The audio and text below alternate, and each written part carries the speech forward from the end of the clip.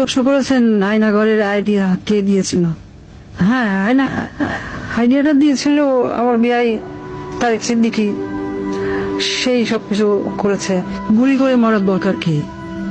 Crossfire দিলে বেশি লোক জানাজানি হচ্ছে, সমালোচনা বেশি হচ্ছে। সেদিন থেকে শুরু হলো এই নতুন পরীক্ষামূলক পরিকল্পনা। একটা ছোট্ট ঘর, 3.5 বাই 3.5 ফিট। ওইখানে নিজের কোথাও ভালোভাবে শোনা যায় না। হ্যাঁ, আমরা প্রথমে কিছু বিরোধী নেতাকে তুলে আনলাম, বিএনপি, জামাত, ছাত্র শিবির, ছাত্রদল, কিছু সাংবাদিক। ওদের দেখা হলো সেই আয়না ঘরে। প্রথমে কয়েকদিন ওরা দেয়ালে ঘুষি মারত। আমাকে ভিডিও কলে দেখানো হলো, ভিডিওতে আমাকে দেখানো হলো ওরা দেয়ালে ঘুষি মারত, দল্লা ঠেলে বেরোনোর চেষ্টা করছে। তারপর কিছুদিন দেখি শুধু উপরের দিকে তাকিয়ে থাকে।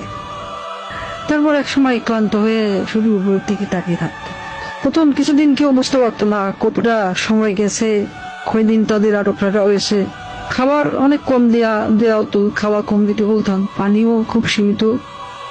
কেউ কেউ নিজের আয়নায় নিজের প্রতিবিম্বকে দেখে শত্রু মনে করত, নিজেকেই আক্রমণ করা শুরু করলো। নিজের দেয়ালে নিজের হাত দিয়ে কষি মারলো, হাত রক্তাক্ত করলো। আমার সবচেয়ে সুন্দর দৃশ্য ছিল যখন একজন